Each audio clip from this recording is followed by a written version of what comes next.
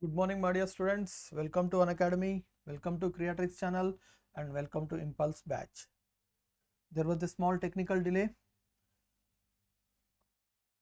Before going to start today's session, let me introduce myself. I am Swamy. I have done my MTech in Systems and Signal Processing, and my favorite subjects include Signals and Systems and Communication Systems. And currently I am associated with Unacademy. And if you want to purchase any course on Unacademy, you can use my code KVS Live, with which you will be getting flat 10% discount. Any course on Unacademy you can purchase using the code KVS Live. First of all, we'll observe what are the various courses for GATE we are having in Unacademy. Basically, we are having two types of subscriptions, namely the Plus subscription and the Iconic subscription. In the Plus subscription, the student will be exposed to live classes, crash courses, weekly tests, doubt solving sessions, and batches are conducted in both English and Hindi. If a student is not comfortable with English, he can take the batch in Hindi, and if a student is not comfortable with Hindi, he can take the batches in English from his choice of educator, and we have rank improvement batches as well.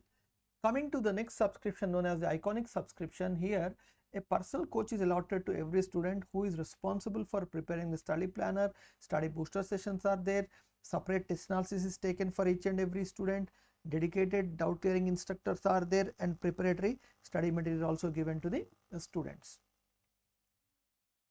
Coming to the fee structure, if a student is planning his GATE or ESE preparation in Plus subscription for 12 months, that is 1 year program, this costs around 27,225 rupees only after applying the code KVS Live. GATE or ESE preparation in Plus subscription for 18 months, that is 1.5 year course, this costs around 34,650 rupees only after applying the code KVS Live. GATE or ESE preparation in Plus subscription for 24 months, that is 2 year program, this costs around 39,600 rupees only after applying the code KVS Live. Coming to the next subscription known as the Iconic subscription, GATE or ESE preparation in Iconic for 1 year, it costs around 45,225 rupees only after applying the code KVS Live. Iconic subscription GATE or ESE preparation for 24 months, that is 2 year program, this costs around 66,600 rupees only after applying the code KVS Live. And let me tell you that every week Unacademy is going to conduct an online exam known as Unacademy Combat for the branches of mechanical, civil, electrical, electronics and communication, computer science and IT. And this is going to happen this Sunday also, that is on 6th June at 11 AM. 6th June 11 AM.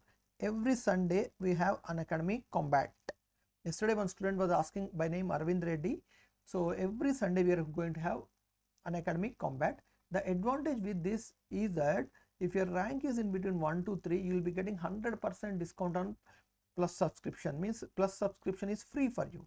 If your rank is in between 4 to 10, you will be getting 75% off on Plus subscription. And if your rank is in between 11 to 50, 50% off you are going to get. And if your rank is in between 51 to 100, 25% off on Plus subscription you are going to get. Try to avail this opportunity and inform your friends as well. And these are the currently running batches in Unacademy. For electrical engineering, we have Evolve for GATE 2022 and Ascent for GATE 2023. So these are started on 26th of May, and if you want to take the subscription, you can use my code KVS Live. And for ECE, we have Evolve batch for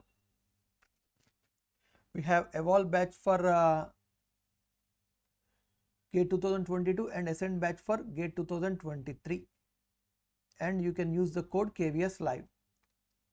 And Unacademy is giving you one more opportunity to practice 10,000 questions in the form of Master Blaster practice series. These are held in the form of free special classes for various branches of computer science, electrical, electronics and communication, mechanical, civil and chemical. And these questions are prepared by the educators at Unacademy, and you can attend all these classes for free of cost. And one more important information for EC students, that if you want to learn the core subject of electronics and communication, that is communication systems, in a big way, Vishal sir is going to start this subject in Unacademy Plus from 9th of June. So hurry up, you take the subscription, and so that you can gain confidence on this subject. For this also you can use my code KVS live and inform your friends as well. Okay. Now please confirm whether my voice is clear or not. Harish, you are saying that voice is low. Please confirm so that I can start the class. Please confirm whether my voice is clear or not. Waiting for your response.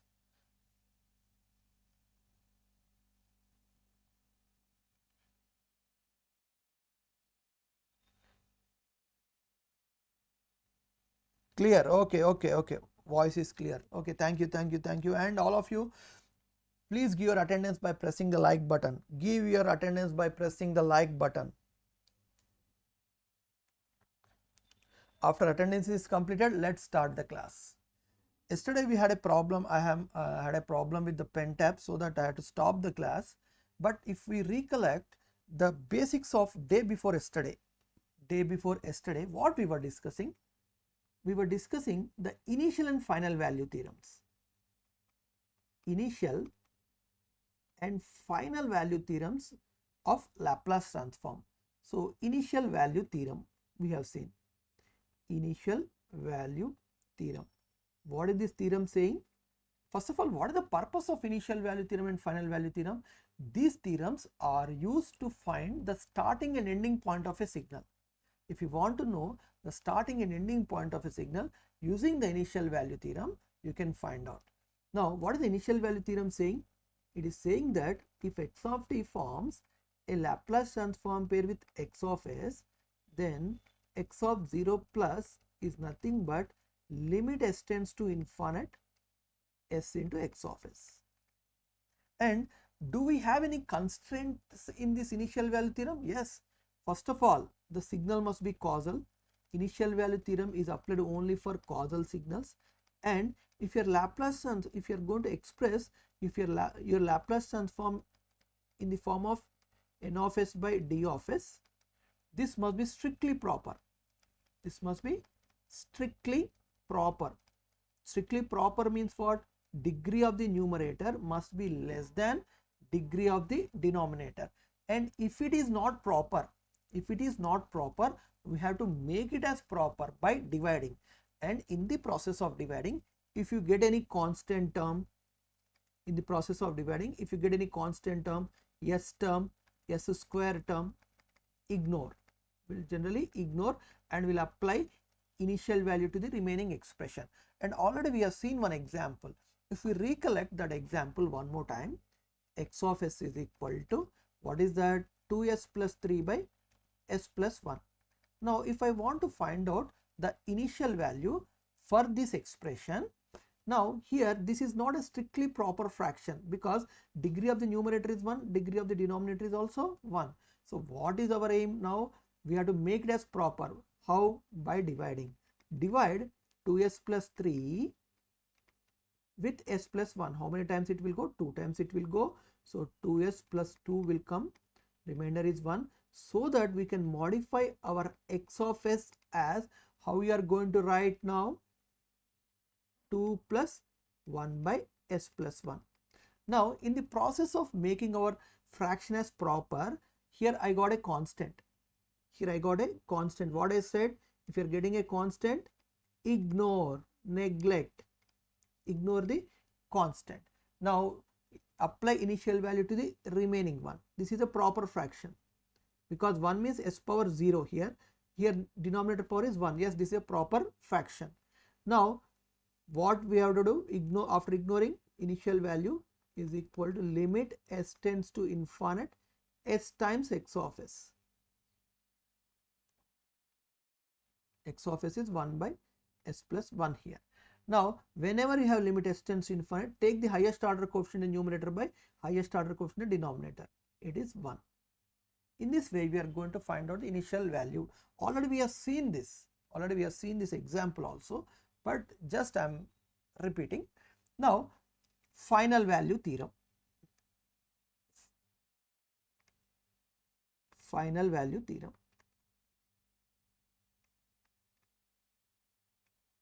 final value theorem. Also we have seen two examples for final value. Now we must observe, are there any restrictions for this final value theorem? We must observe today. First of all, what is the expression for final value? If x of t forms a Laplace transform pair with x of s, then if you want to find out for final value x of infinite, this is nothing but limit s tends to 0 s times x of s. Are there any restrictions? Yes, first restriction is the signal must be causal. The signal must be causal, right? Now we'll try to get the restrictions based on the examples.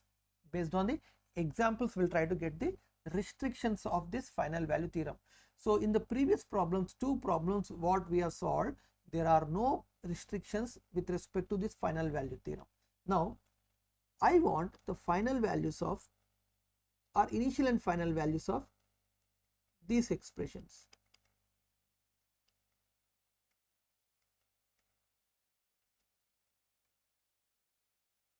Let me change the slide. All of you be ready with your pen and paper. This is the first expression. I want the initial and final values. This is the second expression. I want the initial and final values. This is the third expression. I want the initial and final values. Come on. Try to solve. Now it's your turn. Get the initial and final value of these three expressions. Anyway, you are having expressions, no? So initial value for the first expression, if you look at the initial value, so initial value is nothing but, let's write the expression so that we get perfection. Limit s tends to infinite s times x of s, or here initial value becomes limit s tends to infinite s times x of s means s by s plus 2. So whenever you have limit s tends to infinite, remember my dear students, take the highest order coefficient in the numerator by highest order coefficient in the denominator. It is 1. Final value limit s tends to 0 s times x of s. Okay, it is 0. Now let's check whether these are correct values or not. How to check? Or you find out the inverse Laplace transform for 1 by s plus 2. What is the inverse Laplace transform for 1 by s plus 2? E power minus 2t u of t. E power minus 2t u of t. Sir, ROC is not given. Why? How you are going to calculate the inverse Laplace transform is, always remember these initial values and final values, they are always calculated for causal signals. And remember, for a causal signal, ROC is always right sided. For a causal signal, ROC is always right sided. So you have to consider the right sided ROC only. Now e power minus 2t of t, what is the shape? What is the shape? This kind of decaying exponential you are going to get, right? This is x of t. Now what is asking? X of 0 plus, verify. At x of 0 I am not going to calculate, because x of 0 we have discontinuity. So generally we will avoid this kind of discontinuity, so that we are going to calculate the initial value at 0 plus. 0 plus, what is the value? Small instant greater than 0. Yes, 1. Satisfied. Final value at infinite, the signal is becoming 0. Fine. Initial value and final value theorems are valid here. No problem. 100% valid. Now observe here. Satyendra 83099444245. Satyendra Dangar 83099444245. Now look here, for the second expression, initial value. Look here, my dear students, initial value. Write the expression. First of all, you must be perfect with the expressions. Initial value, okay,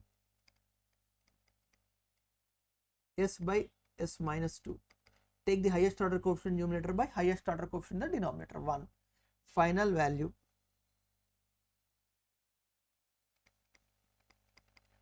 limit s tends to 0 s by s minus 2, which is nothing but 0, right?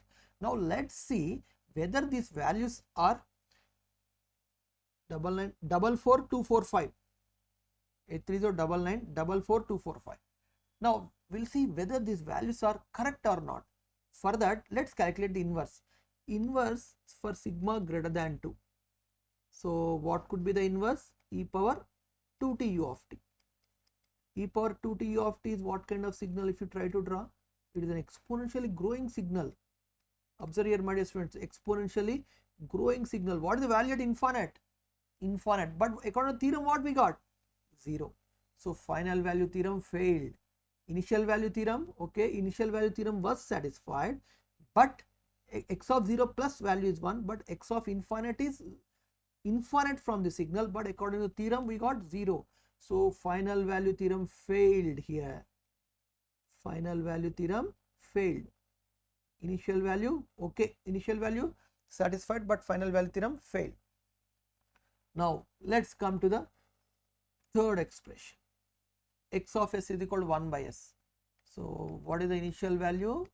Limit s tends to infinite s times x of s. Yes. One final value. Limit s tends to 0 s times x of s. 1. Let's check what is the inverse of 1 by s. Sigma greater than 0. Ut. Ut. What is the shape of ut? Like this. What is the value at 0 plus? 0 plus value is 1. At infinite value, at infinite also its value is 1. Now here it is satisfied. Right? So initial value theorem passed. In the third example, initial value theorem passed, final value theorem is also passed. In the second example, initial value theorem is passed, but final value theorem is failed. In the first example, what happened? Initial value theorem is passed, final value theorem is also passed. Now based on the second example, we must make some constraints. We must make some constraints. What are the constraints here? Now for that, let's draw the pole zero plot. Pole zero plot for these three expressions. Now what is the first expression? X of s is equal to 1 by s plus 2. Now if you take the complex s plane, roots of the denominator will give the poles and roots of the numerator will give the zeros. No, here I have a pole at minus 2. Now if I take the second expression, x of s is equal to 1 by s minus 2. The complex s plane, if you try to draw the pole zero plot, there are no zeros, only pole is there which is present at 2. Now for the third expression, x of s is equal to 1 by s. So if you try to draw the pole zero plot, this is sigma, this is j omega. We have a pole at s is equal to 0, and remember how many poles are there? Only one pole. See, means pole of order 1. Pole of order 1. Right? Now here final value theorem failed. No, here final value theorem failed. Now can you make any statement on this? Means if the poles are lying on the right half of s plane, final value theorem will fail. Final value theorem will fail if the poles are lying on the right half of s plane. That is one point. So let's make the statement. Or before going to make this statement, look here, there is one more case in which final value theorem fails. Suppose if I take the expression as s by s square plus 9. Observe here, my dear students. S by s square plus 9. If I take this one, what are the initial and final values? Initial value. Let's calculate. Limit s tends to infinite. S times x of s, no? S square by s square plus 9. 1. And what is the final value? Limit s tends to 0. S square by s square plus 9, which comes to be 0. But what is the signal corresponding to s by s square plus 9?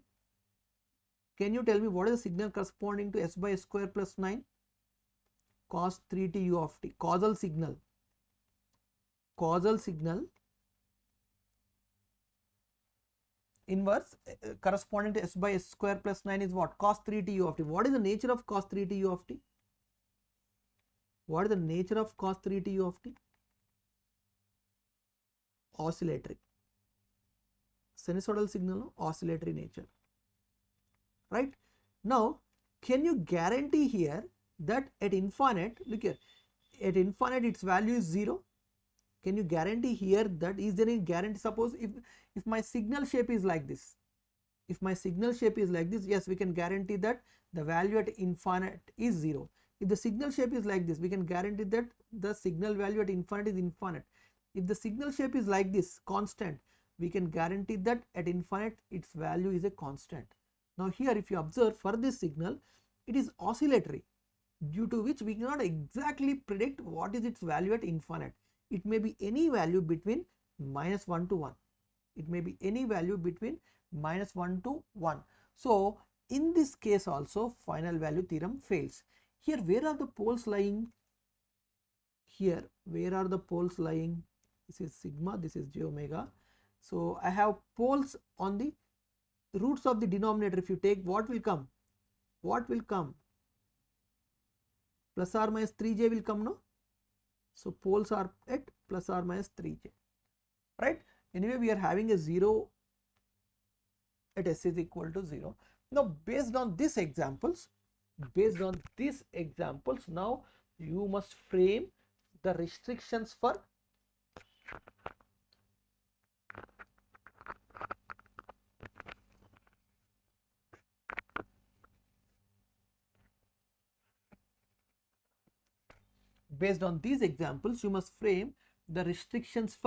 final value theorem, and we can say like this. Look here, I am going to write very important statement. Final value theorem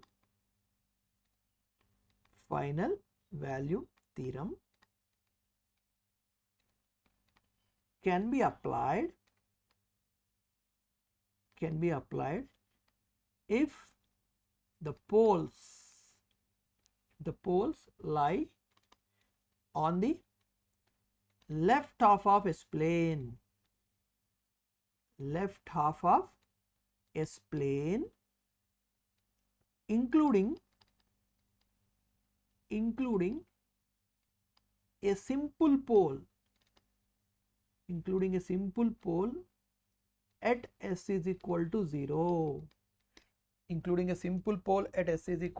Remember my dear students that if you want to apply the final value theorem, the poles must be lying on the left half of S plane, or if there are poles at origin, that is origin, it must be a simple pole. Simple pole means pole of order 1. Otherwise you cannot apply final value theorem. If the poles lie on the imaginary axis or right half of S plane, you cannot apply final value theorem. Even if you apply, it will fail.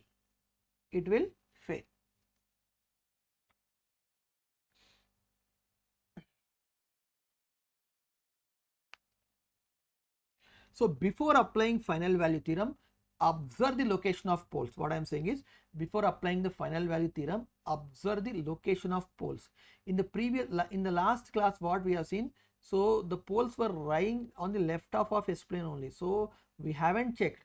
Now in this, from today onwards, before applying final value theorem, you have to check the location of poles. If they are lying on the left half of S plane, or if there is a simple pole at S is equal to 0, yes, you can happily apply. But if the poles lie on right half of S plane, your final value theorem will fail. Exactly, Gajendra, you are right, man. See, observe here, that's what has happened. If the poles lie on the imaginary axis also, you cannot apply final value theorem. So to gain confidence on this final value and initial value, so we have so many examples. Let's take example 1. Come on, all of you, be ready with your pen and paper and tell me the initial and final values for this one. Come on, what are the initial and final values? Come on, you must type your answers. What are the initial and final values for this one expression? Today I'll be taking 50 minutes extra. You have to bear with me.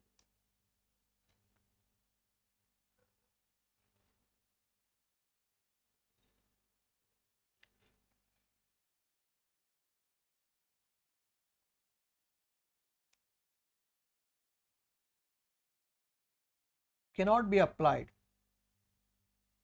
Gajendra. Now, first of all, initial value. So, initial value means there are restrictions for initial value also, that the given fraction must be proper, strictly proper. Strictly proper means power of the numerator or degree of the numerator must be less than degree of the denominator. It is satisfied here. So, initial value I can apply.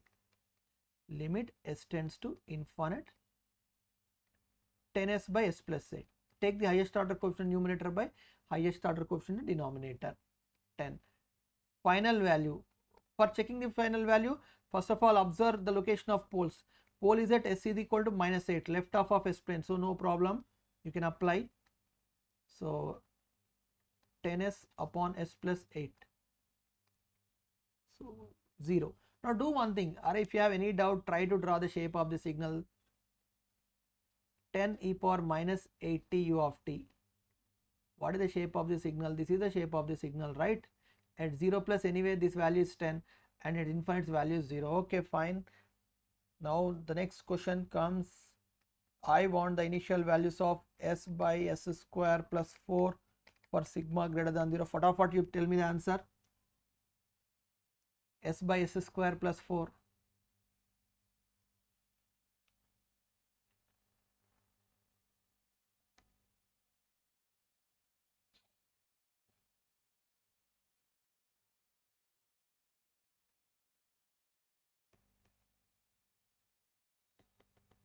Come on, type your answers.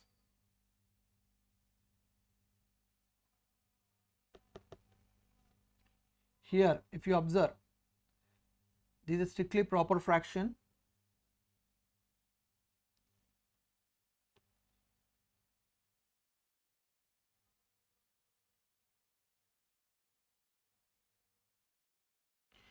We cannot apply Gajendra if the degree of numerator and denominator are same, means it is not a strictly proper fraction. You have to make it as proper by dividing. Gajendra, look here. Here, Gajendra, observe here. X of s is this one, 2s plus 3 by s plus 1. Degree of the numerator is 1, degree of the denominator is also 1. This is not a strictly proper. If it is not strictly proper, you have to make it as proper by dividing like this. And in the process of dividing, if you get any constants, neglect the constants. The reason also I told you in the last class. Okay, so what is that? S by s square, any answers? Our initial value, limit s tends to infinite s square by s square plus 4. What is this one? 1. Final value means our poles are lying on the imaginary axis. Final value theorem cannot be applied, sorry. Final value theorem cannot be applied. Only initial value theorem can be applied for this expression. Final value theorem cannot be applied. A previous question, gate question was given like this. A previous gate question was given like this. What are the initial and final values? Come on.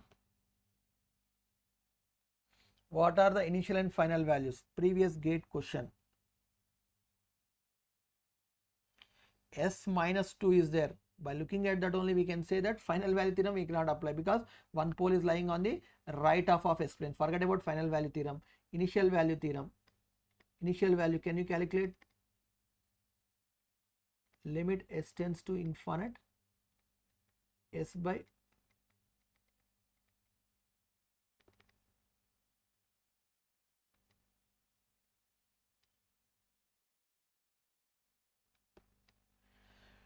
initial value is 0, final value theorem, sorry, we cannot calculate. We cannot calculate.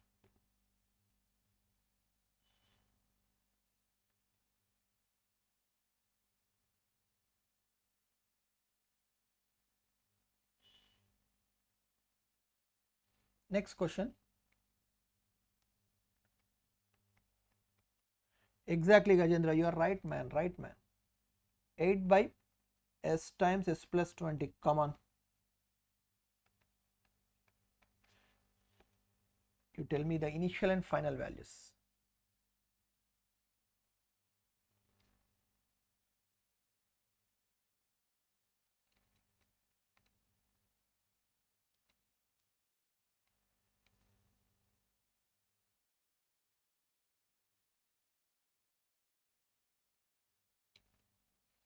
Initial and final values.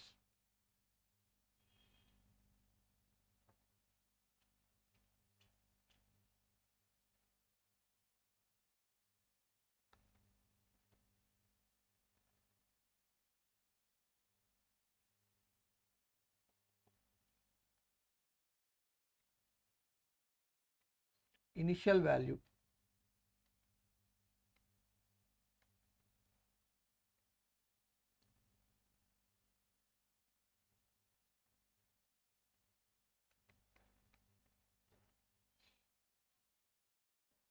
How much is this one? 0.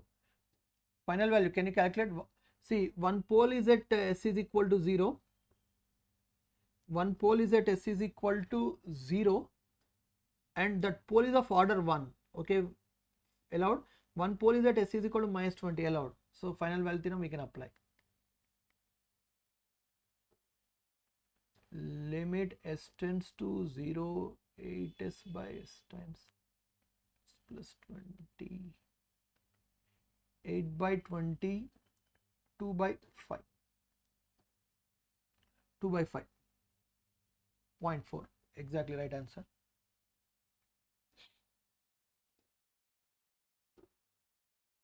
Suppose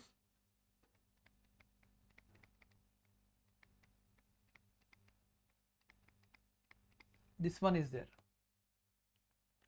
8 by S square into S plus 20.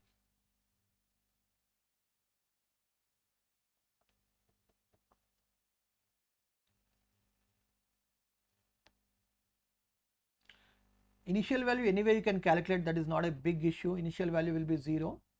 Anyway you can calculate, that is not a big issue. You tell me, can we calculate the final value? For calculation of final value, the poles must lie on the left half of S plane.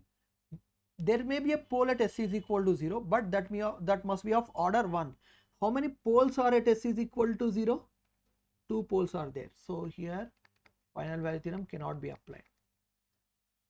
Exactly, Fazal, you are right, man. You are right. Final value theorem cannot be applied. Let's solve one previous IES question. IES 2006, this question was given.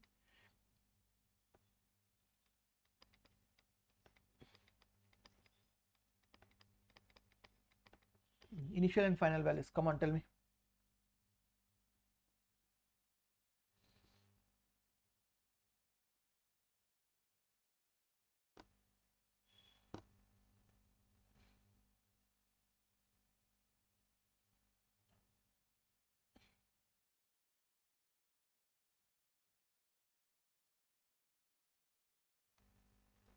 Exactly, Gajendra, you are right. You are right.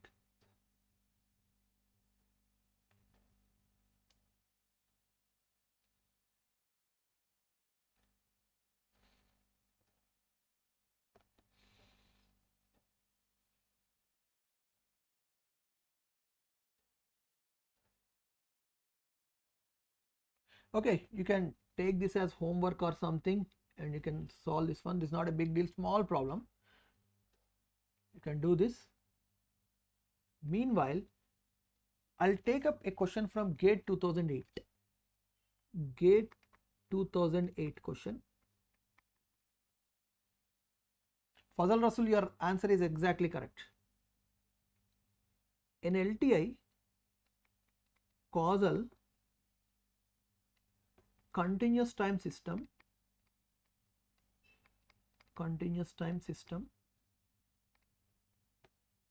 has a rational transfer function with exactly 2 poles located at S is equal to -2 and S is equal to -4 and 1 0 at S is equal to 1. A unit step ut is applied as the input to the system.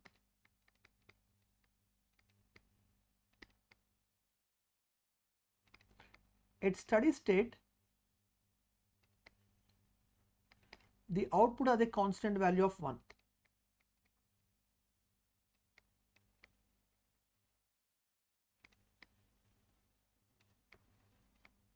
Find the impulse response. Come on, try to solve this one.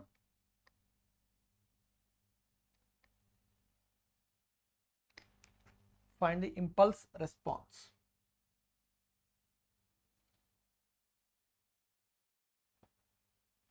I think this is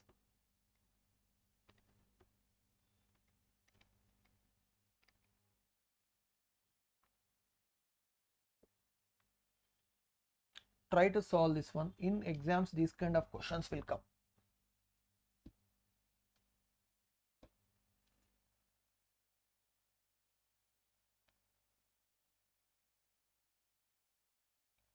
Here you can write here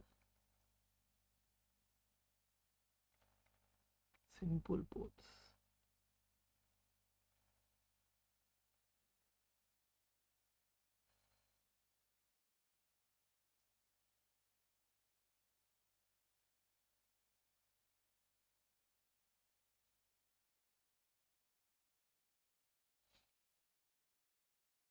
Now, how to solve this problem? All of you read the question once or twice, then you may get some idea.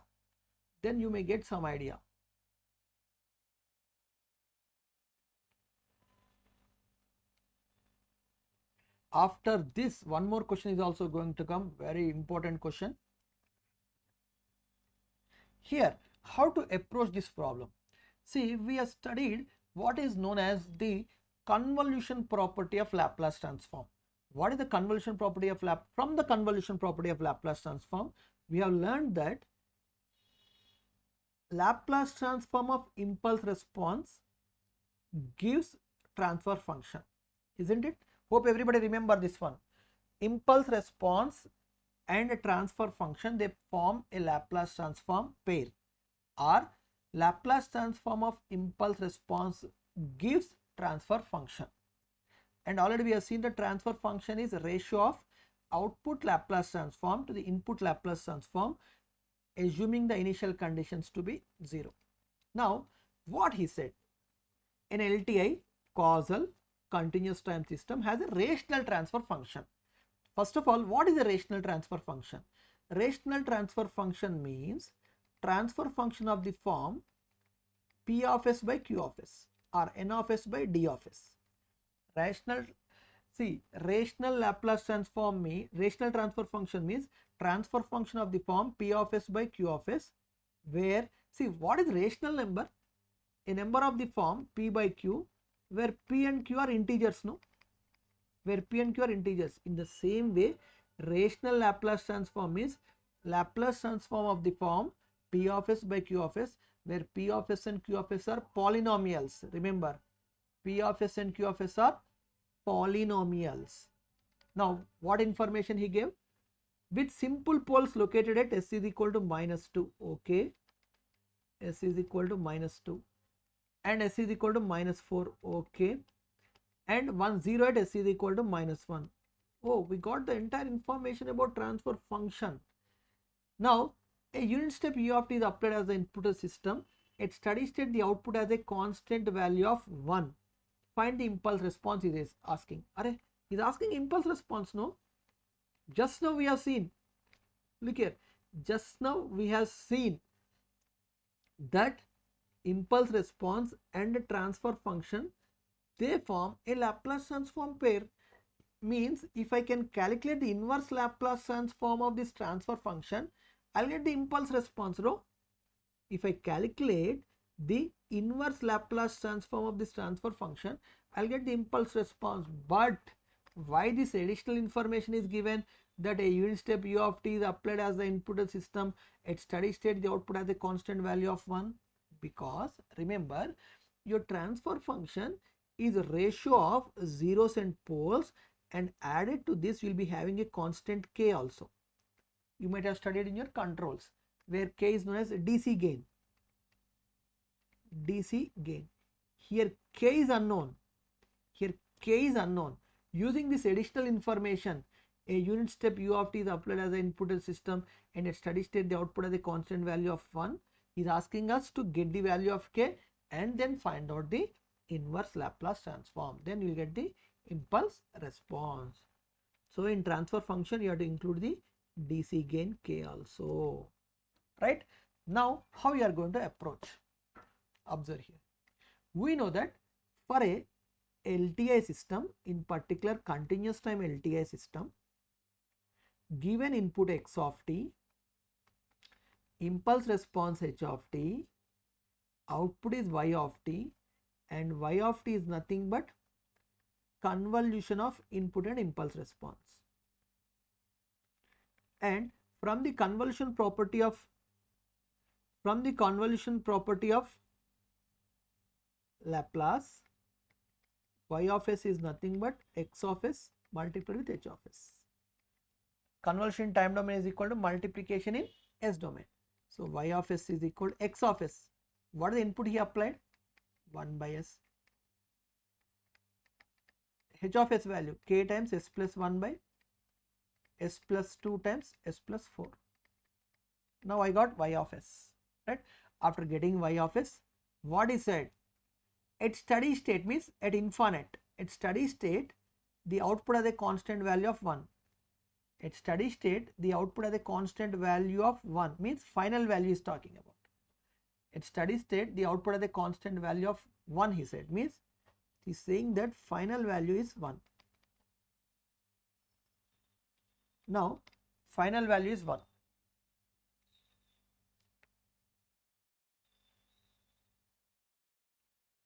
Y of t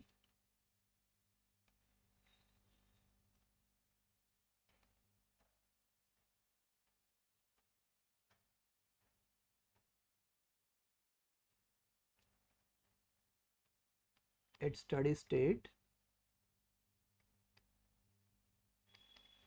the output has a constant value of 1, means y of infinite is equal to 1, means what is the final value theorem saying? Y of infinite is limit s tends to 0, s into y of s must be equal to 1. Limit s tends to 0, s times y of s is what?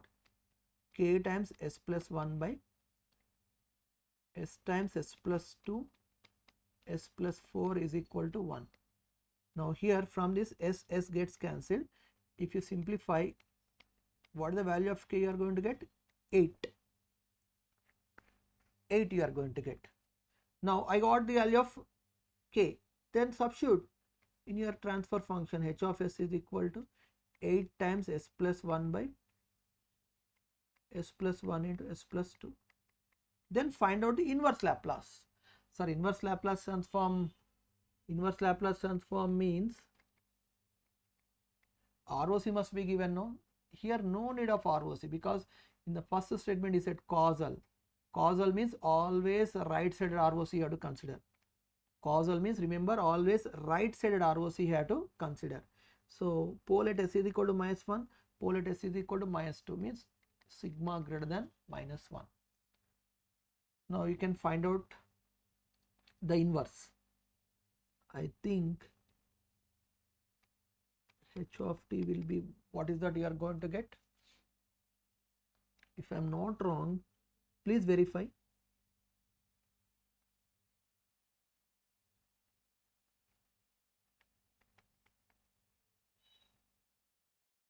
This is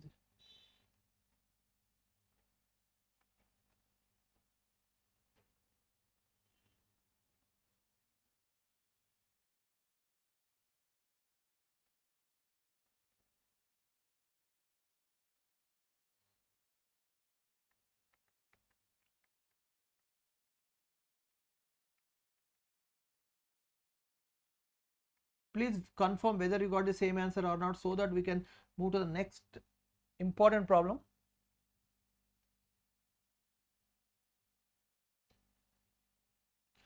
Arvind Reddy, there was, yesterday's class was cancelled because of a technical problem.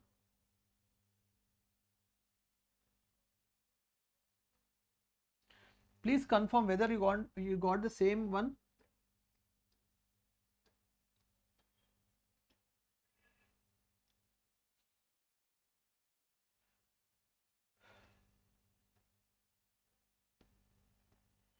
Yes. Now I am going to the next problem. I'll say who will solve this problem. Verity problem. The following information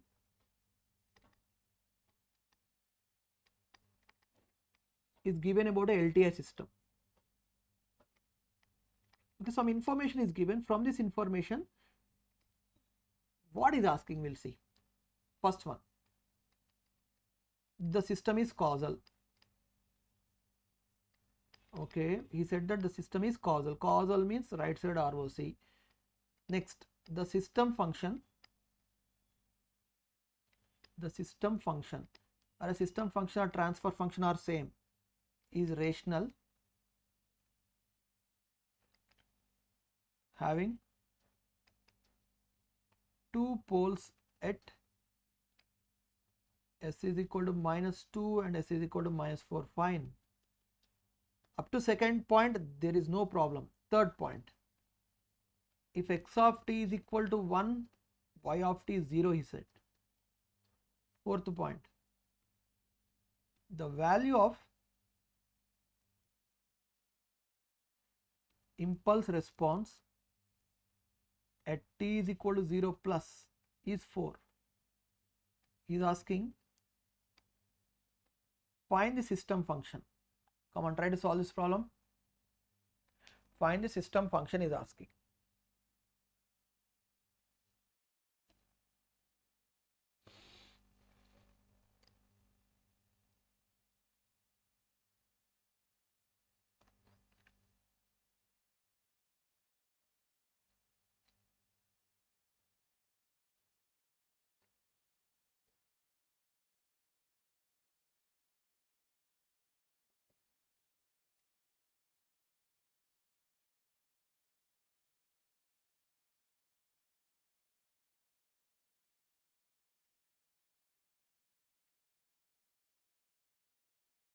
Come on. How to solve this problem?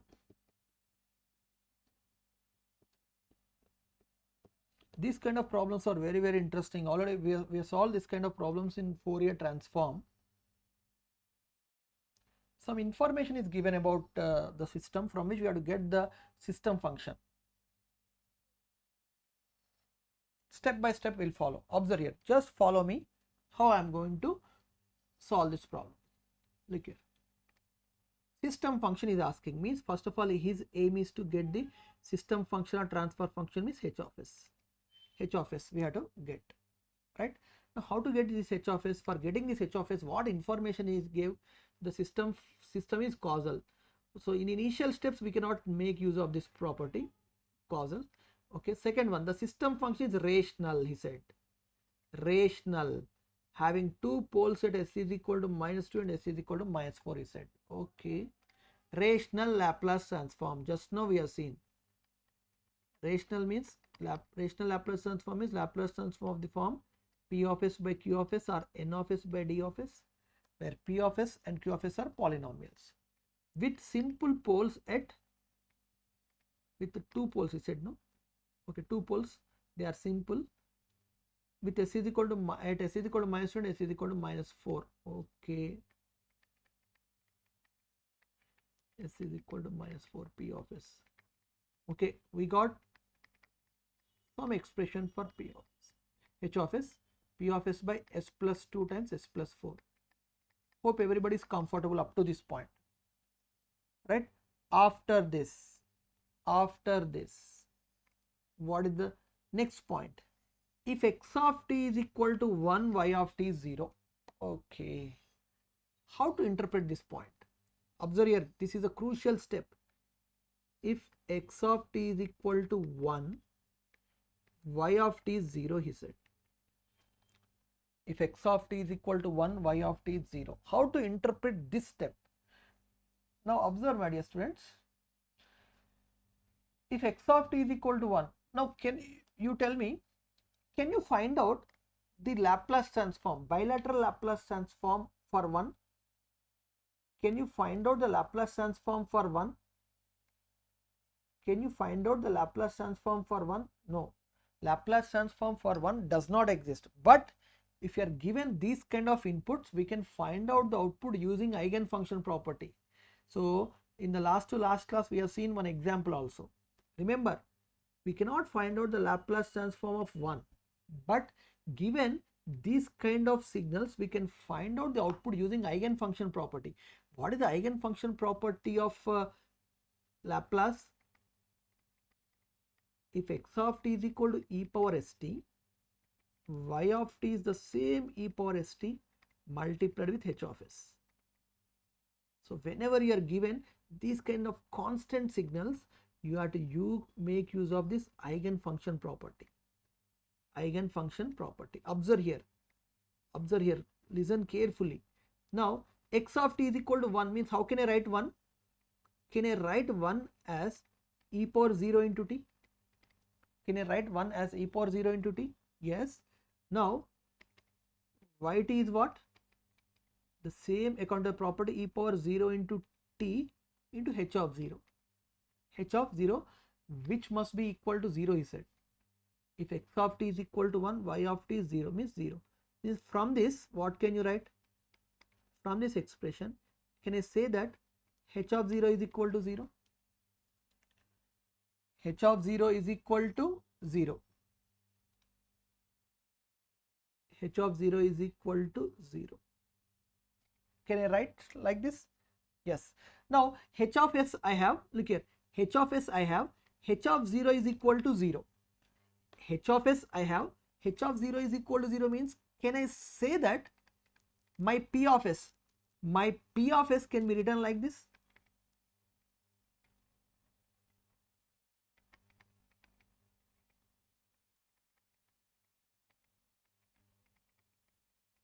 Can I say that my p of s can be written like this? Yes or no? Because if I can write my p of s as, there must be minimum 1 0 in the numerator so that my h of 0 will become 0. Can I write like this? Yes or no? Now we must get the value of q of s. Look here. Now here h of 0 will be 0. See, from the second point I got this one. From the third point I got that h of 0 must be 0. H of 0 must be 0 means there must be minimum s, minimum 1 s in the numerator. How many are there? We don't know. So I am writing p of s as some s into q of s by s plus 2 into s plus 4, which confirms that h of 0 is 0. Right? Now I must get the value of this q of s. How?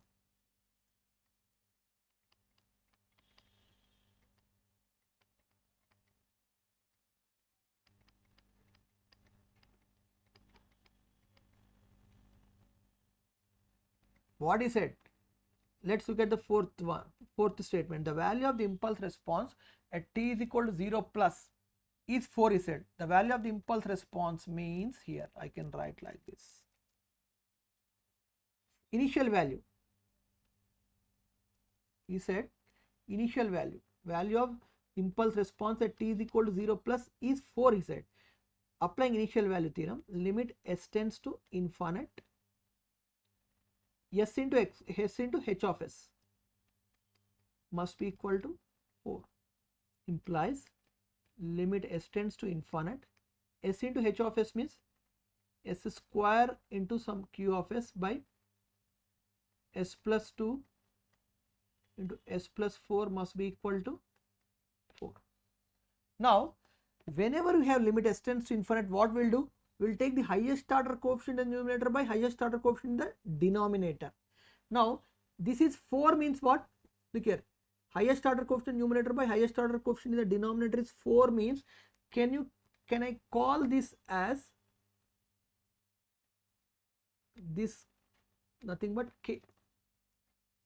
This becomes k. Yes or no? It becomes a constant k.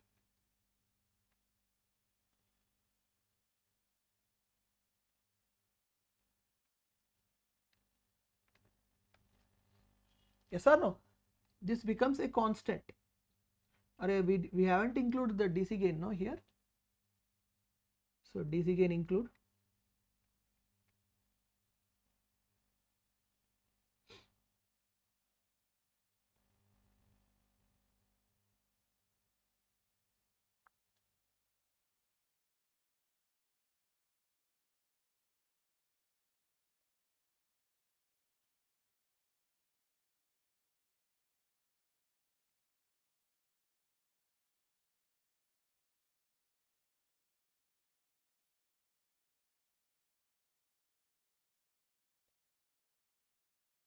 What happened? Something gone wrong.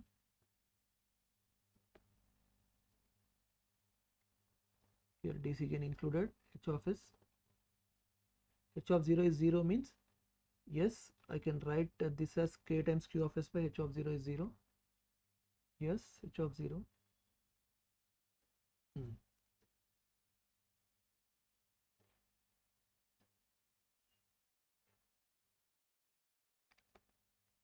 Observe here.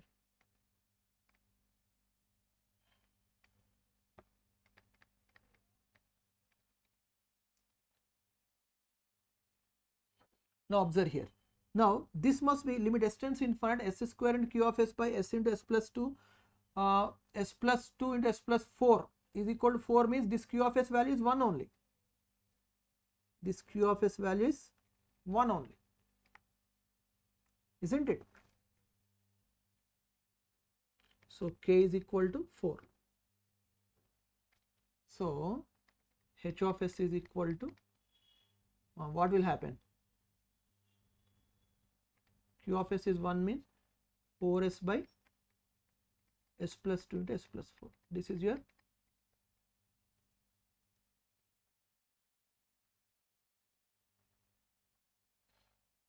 Arvind Reddy. Sir, you have taken s is equal to 0. Why not t is equal to 0? Where you are?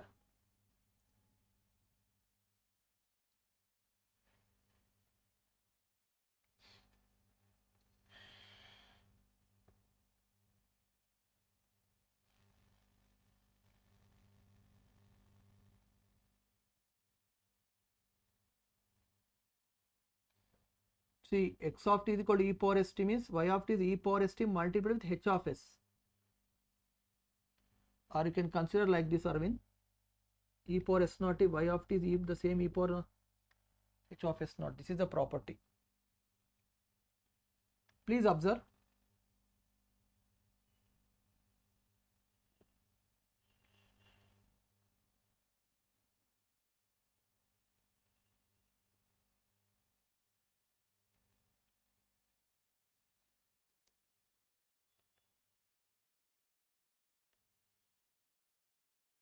Hope everybody understood this one.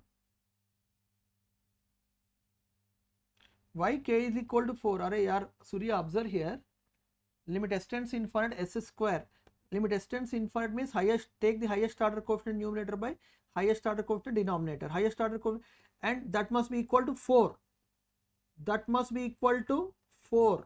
Means definitely k must be equal to 4, no?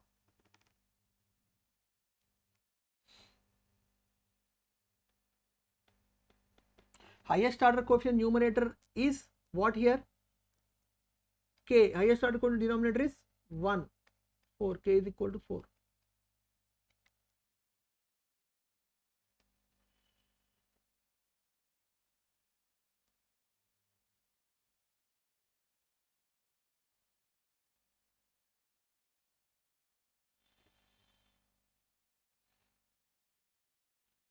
Or you can do like this also. Look here, I can still modify.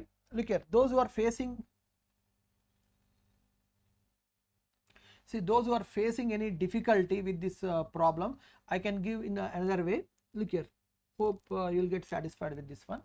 First of all, what he said, the system is causal, the system function is rational, he said, no? Rational means p of s by q of s with simple poles at, forget about p of s, forget about Q of S. With simple poles at S is equal to -2 and S is equal to -4. Okay, right? Now don't include any K here. Don't include any DC gain K, that will automatically come. Now what is it? If X of t is equal to 1, Y of t is 0. Applying the Eigenfunction property, X of t is e power S naught t, Y of t is the same e power S naught t multiplied with H of S naught. 1 means how can I write? Y of t is the same, which must be equal to 0. H of 0 must be equal to 0. H of 0 must be equal to 0 means there must be some S in the,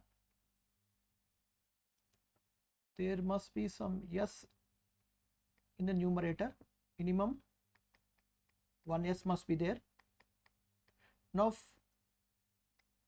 from the fourth statement, the value of the impulse response at t is equal to 0 plus is 4. Now applying initial value theorem, limit s tends to infinite, S into H of S must be equal to 4, or limit s tends to infinite, S square into Q of S by S plus 2 into S plus 4 must be equal to 4. And this will happen if and only if this Q of S is a constant. This will happen if and only if this Q of S will be a constant. This will happen if Q of S is a constant. So Q of S will be a constant, which is nothing but 4. So your H of S will become 4S by S plus 2 into S plus 4. You follow this way, I think this is best one. Exactly, Surya, you are right.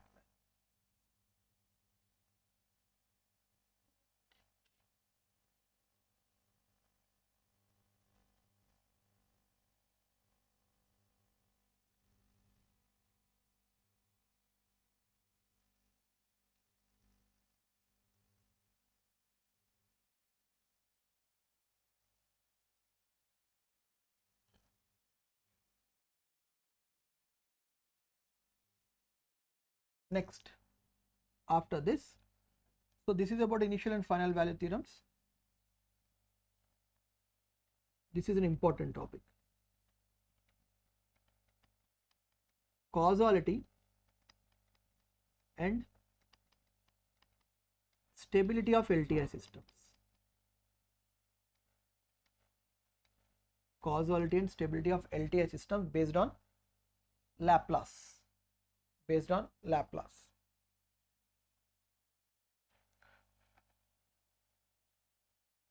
Conditions are very, very important. Listen carefully, my dear students. Listen carefully.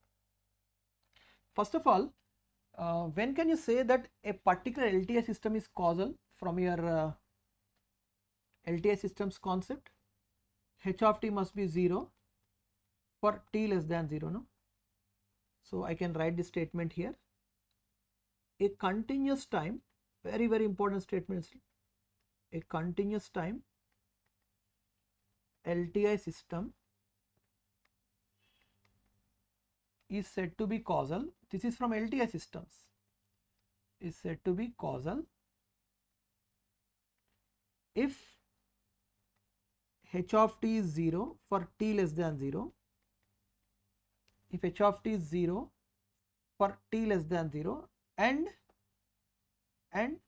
remember, for a causal signal ROC must be right sided, and ROC must be right sided. In terms of Laplace, ROC must be right sided. All of you make note of this statement.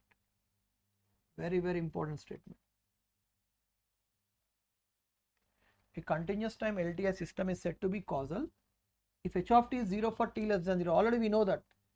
But in terms of Laplace, ROC must be right sided. And one more important point here is, for a causal LTI system, ROC must be right sided.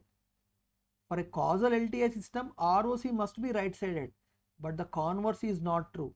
If ROC is right sided, we cannot guarantee that it is a causal system. Very, very important point. Make a note of this also. For a causal LTI system, ROC must be right sided. For a causal LTI system, ROC must be right sided. But the converse is not true. Anyway, we are going to solve the problems also, listen carefully. But the converse is not true except for rational transfer functions.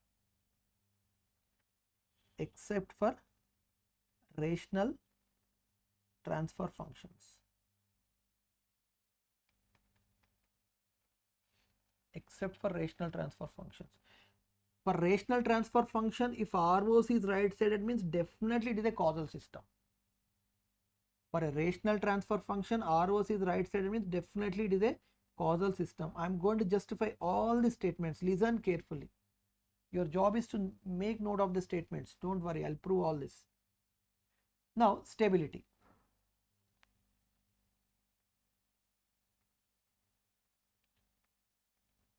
A continuous time LTI system is said to be stable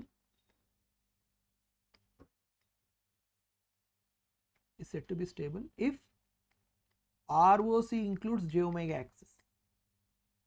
ROC includes j omega axis. If ROC includes j omega axis. ROC includes j omega axis.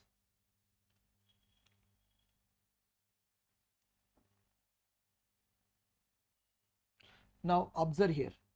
Let's solve one or two questions based on this. But before that, let me read the statements. First statement is a continuous time LTI system is said to be causal if h of t is 0 for t less than 0. Already we know this one, and ROC must be right sided. Okay. For a causal LTI system, look here. For a causal LTI system, ROC must be right sided, but the converse is not true except for rational transfer functions. What is the meaning of the second statement? I'll let you know. Listen carefully. And for stability, ROC must include j omega axis. Now look here, sir, all of you, listen. I'm taking an example. This is my impulse response. Look here, I'm taking the impulse response of a LTI system, e power minus t u of t. Forget about Laplace. First of all, try to draw this impulse response. Draw this impulse response. Yes, it is there for both for electrical and electronics, Puneet.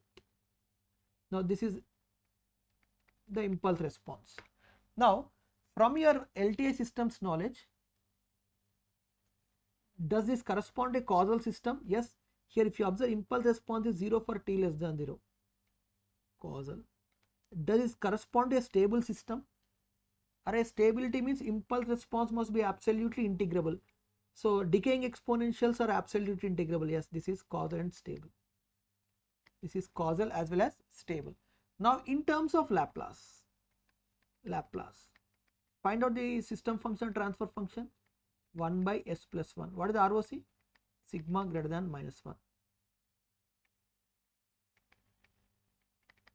So pole is at minus 1. Along the pole, draw a dotted line, bypass the pole. This is the ROC. Now observe here. This is a causal system. Look here. This is a causal system. What did I say? For a causal system, ROC must be right sided. Look here. ROC must be right sided. Stable also. For stability, ROC must include j omega axis. Yes, satisfied. Both are satisfied. Both are satisfied. Now look here.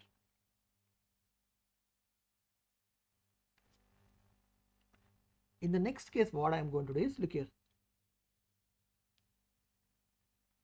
Discuss, observe here, causality and stability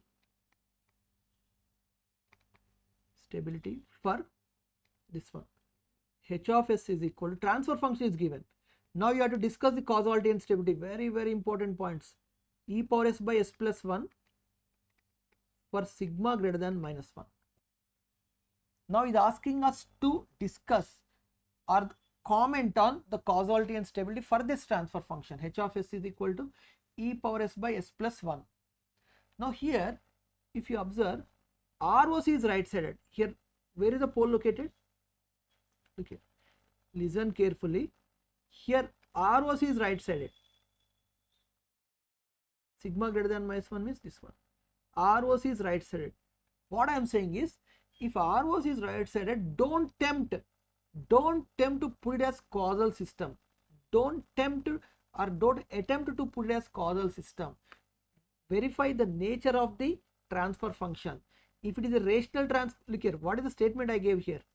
For a causal LTI system, ROC must be right sided, but if ROC is right sided, we cannot guarantee except for a rational transfer function. Look here, if your transfer function is rational, these points are important. Rational transfer function plus ROC right sided. Rational transfer function plus ROC right sided means definitely it corresponds to a causal system. Rational transfer function plus ROC right sided means definitely it is a causal system. Now if you observe, is this a rational transfer function? Rational transfer function means what? A transfer function of the form P of s by Q of s, where P of s and Q of s are polynomials. But this is exponential by polynomial. Exponential by polynomial is not rational. So this is not a rational transfer function. Not a rational transfer function. Exponential by polynomial is not rational. Now how to check whether this corresponds to a causal system or not then? Because if I have a rational transfer function, ROC right side means causal. But my transfer function is not rational. But how to check whether this corresponds to a causal system or not? From LTI system we studied, no. For a causal LTI system, impulse response must be 0 for t less than 0. Impulse response must be 0 for t less than 0. Now we have to get the impulse response for this transfer function. How to get the impulse response from transfer function? Inverse Laplace, because we know that impulse response and transfer function, they form a Laplace transform pair. Yes or no? Now you find out the impulse response and see whether your h of t is 0 for t less than 0 or not. Now look here, how to get, use your shifting property. If you observe, while discussing shifting property, we have seen that x of t minus t naught forms a Laplace transform pair with e power minus st naught into x of s. Our inverse of e power minus st naught into x of s is x of t minus t naught.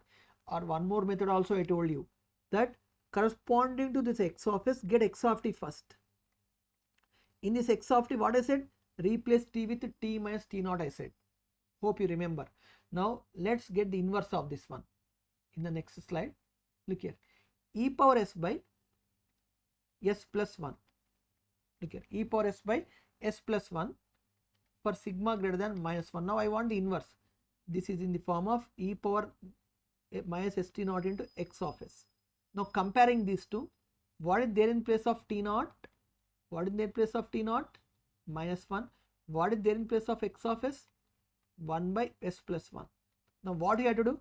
Corresponding to this x of s, get x of t first. Get x of t. 1 by s plus 1 for sigma greater than minus 1. What is the inverse? E power minus t u of t. In this x of t, wherever you have t, replace it with t minus t naught. In this x of t, wherever you have t, replace it with the t minus t naught. T naught value is minus 1. Yes, I got the inverse. This is my transfer function. This is my transfer function. This is my impulse response. Now if you try to draw the shape of your impulse response, it is starting at what point? U of t plus 1 means it is starting at minus 1. Starting at minus 1. So this is the shape of your impulse response. Now comment on the causality means what? Does your impulse response is 0 for t less than 0? No. So causal or non-causal? Non-causal. Now as it is decaying, it must be stable. It is verified from the pole zero plot also, because ROC is including j omega axis. So it is non-causal and stable LTI system. Non-causal and stable LTI system. If you solve one more problem, you will get confidence.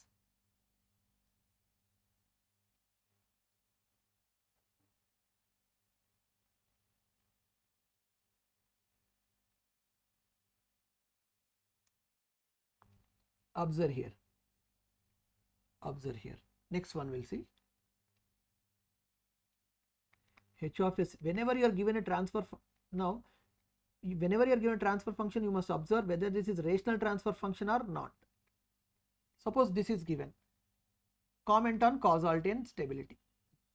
Comment on causality and stability. First of all, what is the pole? Where is the pole located? Pole is located at s is equal to -1, from which is right sided. ROC is right sided. Okay, ROC right sided means, look here, don't attempt to put it as causal system. Check the nature of the transfer function. Transfer function is rational or not?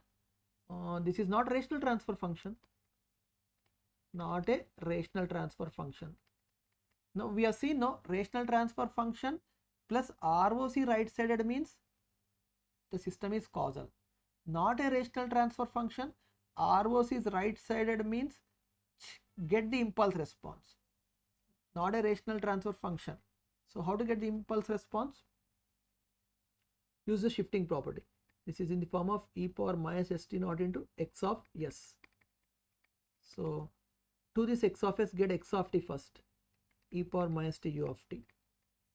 In this, wherever you have to replace it t minus t naught. T naught value is what here? 1.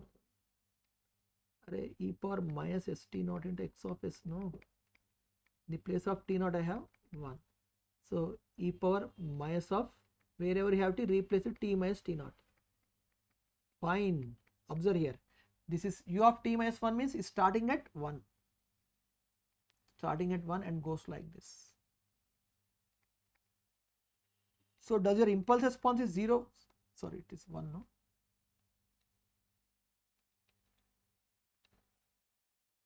Does your impulse response is 0 for t less than 0 here? Yes. So it corresponds to a causal and stability. Stability, how you are going to judge? Alright, it is including j omega axis. ROC is including j omega axis. And your impulse response is also decaying exponential. Causal and stable LTI system. So if your transfer function is not rational and ROC is right side given, means get the impulse response and check whether your impulse response is 0 for t less than 0 or not.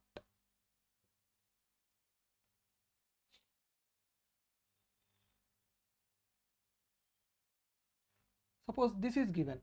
Look here. 1 by s plus 1. This is a rational transfer function. S power 0 I can write, no? Here s power 0 by s plus 1. Suppose this ROC is given. Sigma greater than -1 is given. Right? So here this is a rational transfer function, ROC right sided. Definitely without any second thought you can write causal and is include j omega axis also stable. If you have any doubt, try to find out the impulse response.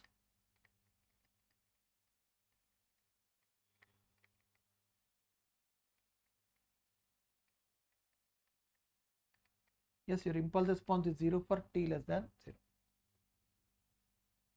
You can verify. Yeah, causal and stable. Now look here. Next question is very, very important. All of you listen carefully. A lot of important things are going to come from the next example. After this example, we'll wind up the class. Discuss the causality and stability. Discuss the causality and stability for the transfer function, this one. s minus 1 by s plus 1 into s minus 2. ROC is not given, my dear students, here. He has given just the transfer function. Listen carefully. Many important points are going to come from this exam.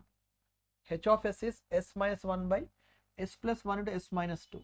He has not given any ROC. Means you have to consider all the possible ROCs and you must comment on the causality and stability. Right? And one point you can notice here. One point you can notice. What is that is? This is a rational transfer function.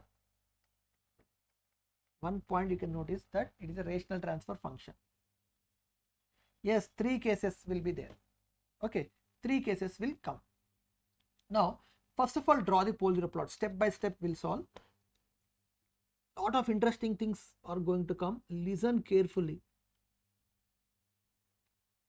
Listen carefully. Sigma j omega. Now, where are the poles located? At s is equal to minus 1, one pole is located. Other pole is located at s is equal to 2, 0 is located at 1. This is a pole zero plot. Now, how many possible ROCs are there? How many possible ROCs will come? 3 possibilities will come. What are those? What are those? Here, these 2 poles, these 2 are the ROCs corresponding this to with respect to these 2 poles may be right sided. In which case, ROC lies right side of the rightmost pole. This is one possibility. Listen carefully, my dear students. Listen carefully. This is one possibility of ROC. This is one possibility. The second possibility. Analysis is important. The ROC corresponding to these 2 poles can be left sided, in which case ROC lies left side of the leftmost pole. This is the second possibility. Second possibility. Third possibility. Third possibility is what? Two-sided. Two-sided. Now we have to discuss the causality and stability. So this is sigma less than minus 1. Here where are the poles located? S is equal to minus 1.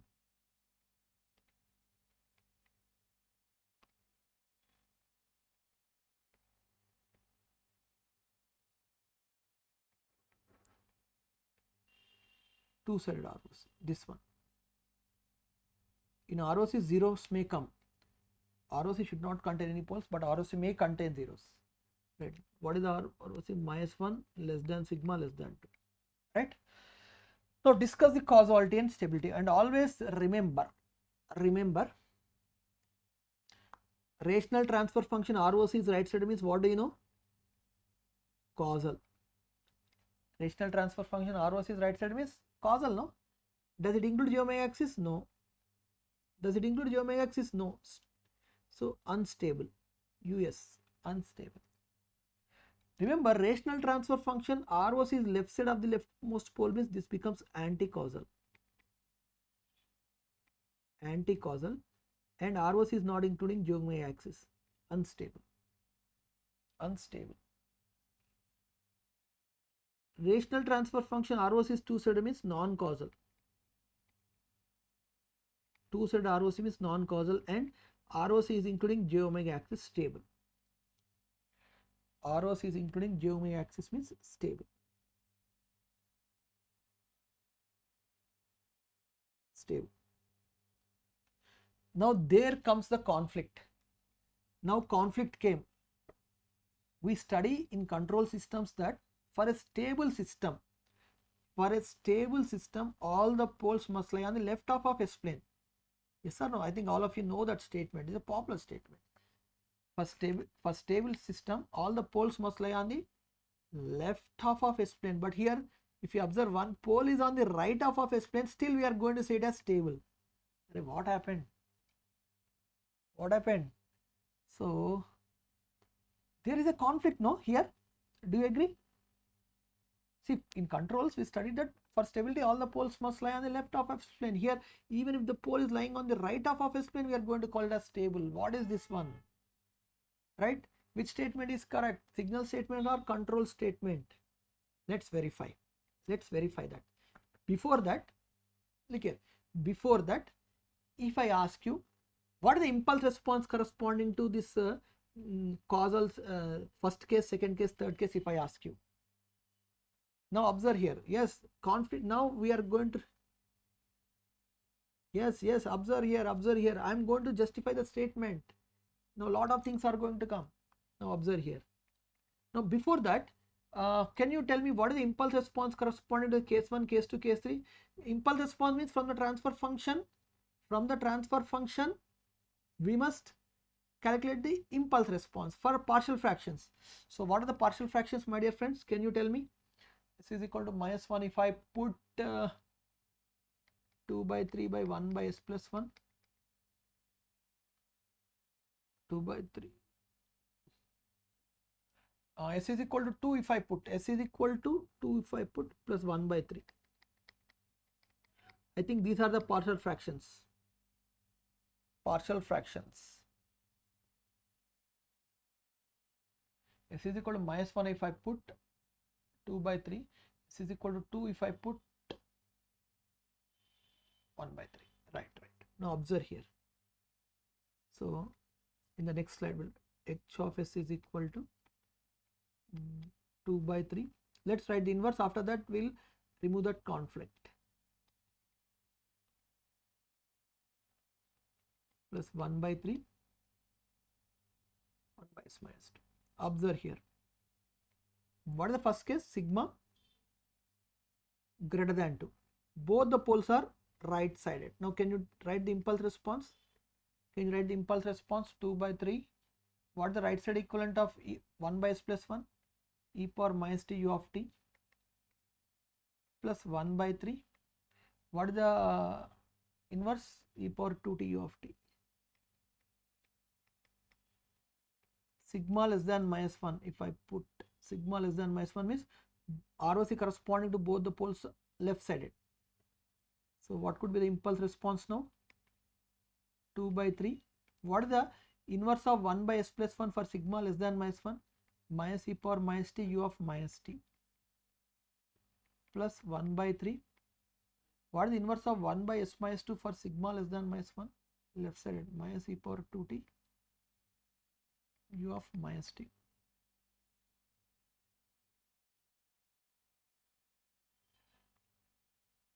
-1 less than sigma less than 2 means from 1 right sided, from 2 left sided. What is the corresponding impulse response? Because in exam they'll ask like this also, corresponding, if the system is, look in exam how they ask, if the system is causal and unstable, what could be the impulse response?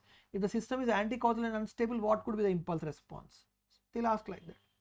So -1 less than sigma less than 2 means from -1 right sided, from 2 left sided. 2 by 3 e power minus t u of t plus 1 by 3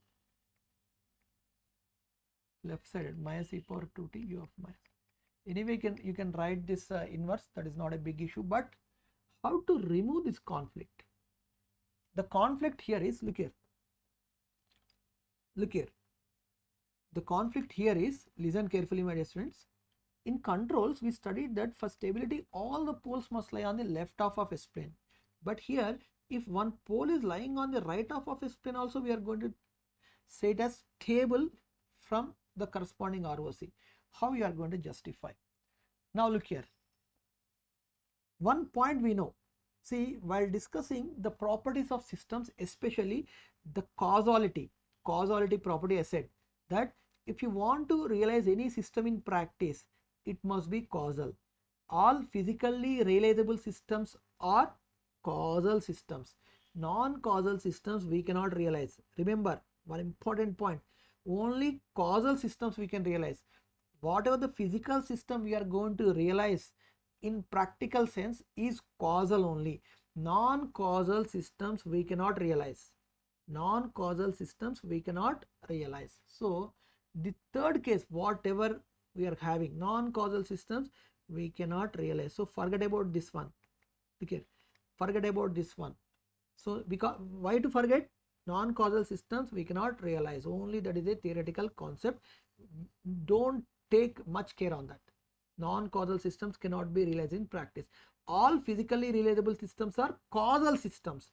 So if I want to do something with respect to causality, I must do something in the first case only. Yes or no? If because this is a causal system. This is a causal system. Now this is causal and unstable. Now can you tell me, when can the system become stable? When can the system become stable? Already it is causal. When can the system become stable? If this pole, look here, if this pole instead of being at 2, if this pole instead of being at 2, if it is on the left half of S plane, if this pole instead of being at 2, if it is on the left half of S plane, ROC is anyway right sided, means causal. If this pole is on the left half of S plane, it includes j omega axis also, in which case it becomes stable.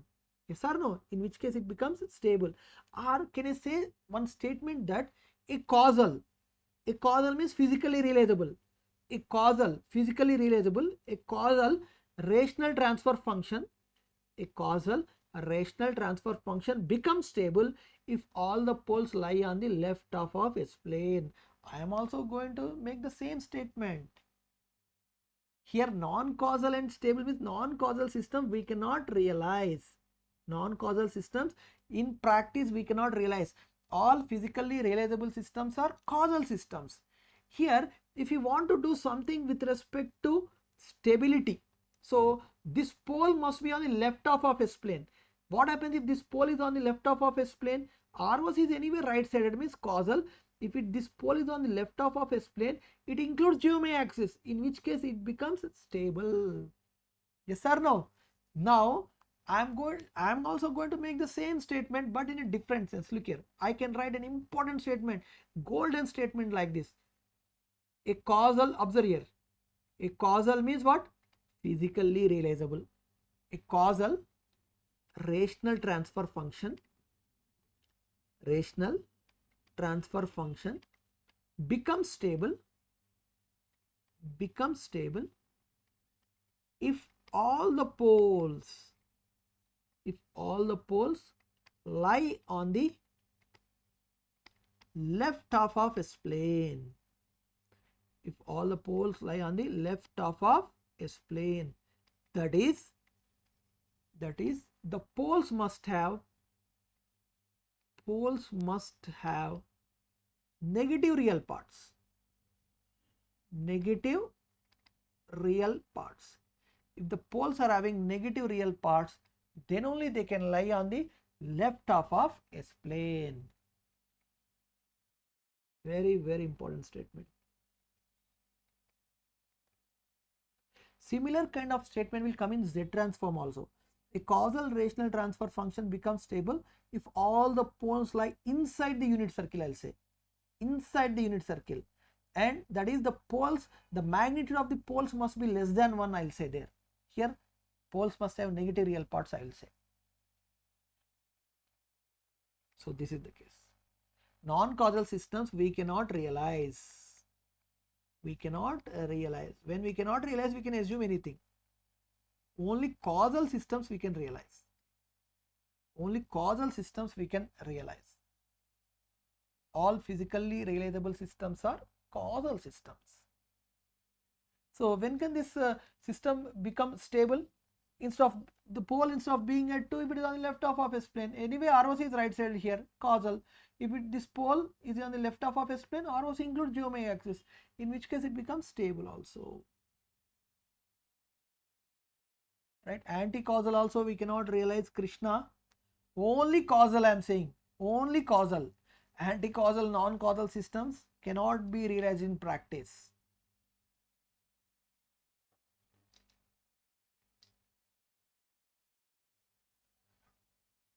Hope this is clear for all of you.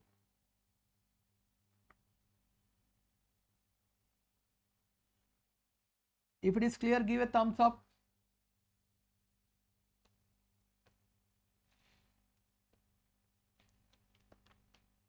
This statement is very, very important. A causal rational transfer function becomes stable if all the poles lie on this left half of S plane. I am also going to make the same statement as controls, right? That is, these poles must have negative real parts, because we can have the complex poles also, right? They must have negative real parts. Negative real parts. So in this way, we are going to discuss the causality and stability. And a small concept is left here. Look here. That is, in Laplace, almost we are done with everything, but Laplace transform of switched periodic signals.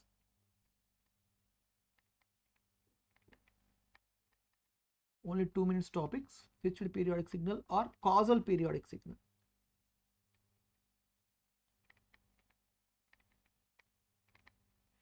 We know that anyway we cannot calculate the Laplace transform of a periodic signal. Periodic signal means cos omega naught t. Can you calculate the Laplace transform? No. But I can calculate the Laplace transform of cos omega naught t u of t.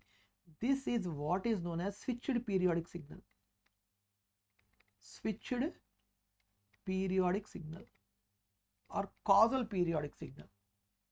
Causal periodic signal. Now, I'll take one example.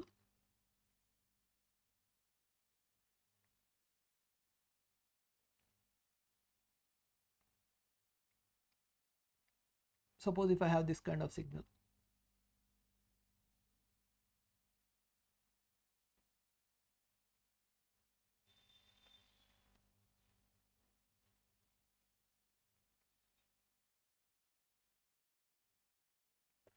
I want to find out the Laplace transform of this signal.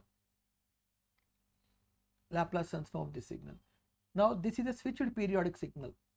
Switched periodic signal or causal periodic signal, because here the periodicity, this looks like a periodic signal but starting at 0.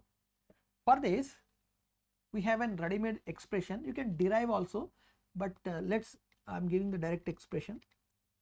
0 to t x of t e power minus st dt by 1 minus e power minus st.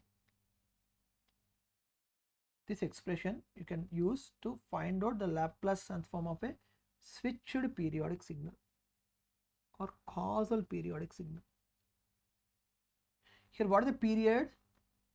Period is 2a.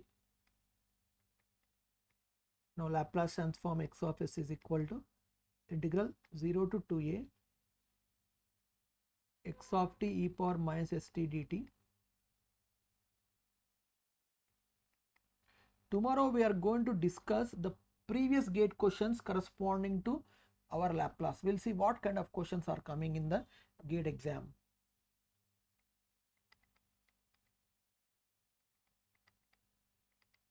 Now I can write this 0 to 2a as 0 to a, value of the signal is 1, a to 2a it is 0, or x of s is equal to 0 to a 1 times e power minus st dt plus a to 2a 0 times e power minus st dt by 1 minus e power minus 2as, or this is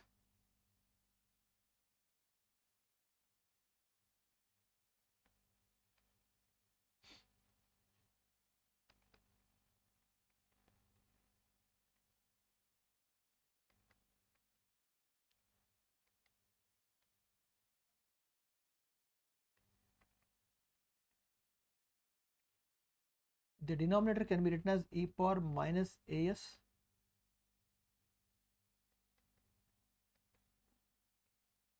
these two gets cancelled.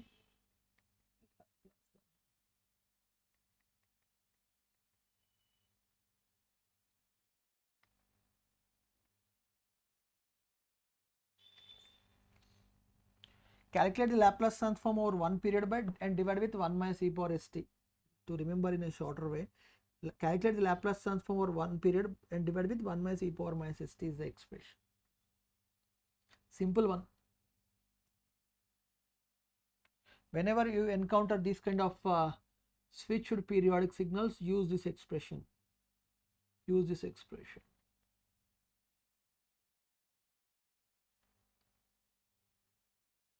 So try for this one. Look here, sin cos omega naught t of t is a switched periodic signal. No, see whether you are going to get s by s square plus omega naught square with the same expression. Sin omega naught t of t is there. No, so lot of practice you must do.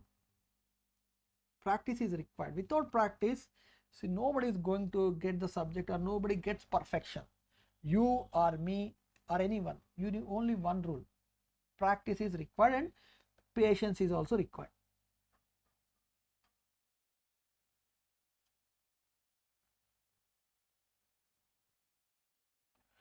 Right? So all of you look at the video once, one more time regarding this causality and stability. Causality and stability, and this statement also. See, you can one more point also you can observe here, and we studied that if ROC includes the j omega axis, for that Fourier transform exists. If ROC doesn't include j omega axis, Fourier transform does not exist. Now you can verify. Okay, for the first case here, ROC is not including j omega axis, means Fourier transform must not exist. Look here, who is the culprit? It is a growing exponential. This is a culprit. Fourier transform does not exist. Here you can observe, not including j omega axis. Both are growing signals. So for here, if you observe, Fourier transform exists for both. So in this way you can verify many things. Okay, that's all for today's class, my dear students. Tomorrow we have the discussion on the previous gate questions, and these are our channels. Inform your friends regarding our channels.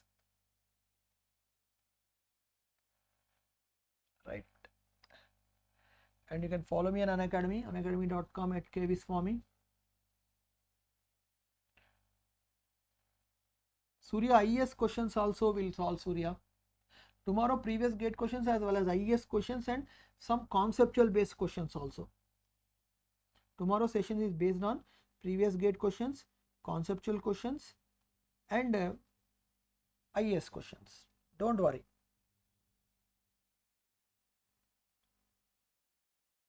But for tomorrow's class, all of you come prepared.